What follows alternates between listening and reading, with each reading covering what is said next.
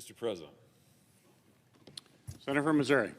Mr. President, this country's success in the Second World War and in the Cold War was driven by our nuclear program.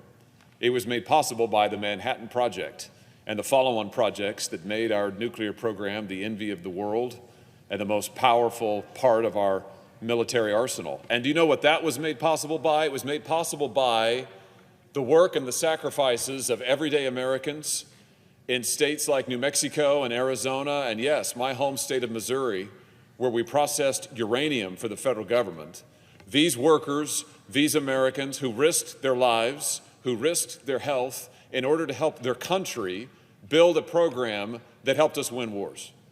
They deserve our thanks, Mr. President, not mockery, and that's why finally, after decades, the Senate finally, in March of this year, passed my legislation with Senator Lujan by a huge bipartisan margin, nearly 70 votes, to compensate those good Americans who gave their health, who gave their energy, and in some cases gave their lives to sustaining our nuclear effort.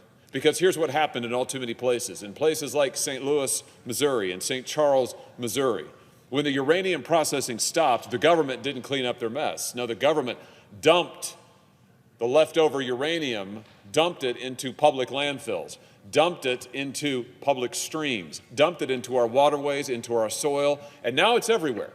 Now it's underneath homes. Now it's next to our schools. Now it's in the water and in the air in places across the region. And numerous, multiple, at this point, countless members of the state of Missouri, residents there of St. Louis and St. Charles, have gotten sick, have died. We have some of the highest rates of cancer in the nation in the St. Louis area, the highest rates of breast cancer. Why is that? Because there is so much nuclear radiation in the area that is still not cleaned up, because the government never cleaned it up. That's why the Senate acted in March by that big bipartisan margin to force a cleanup and to compensate those Americans who have gotten sick, those who have lost family members because of the government's inability to clean up their own mess, because of the government's nuclear program that they never properly paid for in terms of compensation to the Americans who made it possible. Now that bill is in the House awaiting action, and even as we sit here today, it continues to be attacked by those who just think that if you want to be compensated for the damage the U.S. government caused to you, you're somehow greedy and unthankful and ungrateful and undeserving of any help or recognition or thanks from this country. Nothing could be further from the truth, Mr. President, but I read today in the Wall Street Journal yet another attack on these good Americans, attack that appears to have the support of members of Congress, which I find absolutely unbelievable. I don't know how why anybody would want to attack the victims of nuclear radiation. And they're not just victims, Mr. President, they're heroes. They're the people who made possible our victories in the Second World War and the Cold War. But to read the Wall Street Journal's op-ed page today, you would think that if you are a uranium worker, a mine worker, that you ought to just be quiet and go off into the corner and die. That's what they say. If you are a uranium worker, then you don't deserve any compensation for the fact that while you were down in the mines making possible your government's victory in war, you were also being exposed to nuclear radiation that made you sick.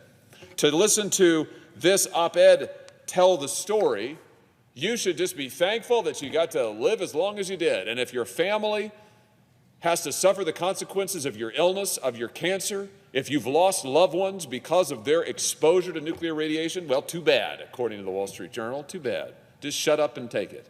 I can't believe that anybody would treat nuclear radiation victims this way, but to read this story, you would think that nobody who lived in a uranium processing site, like in Missouri, who worked in a uranium mine, who has lived downwind of nuclear tests, like in New Mexico and Arizona and Utah, nobody who has been exposed to radiation by their own government should get anything. That's the essential premise of what the Journal writes today.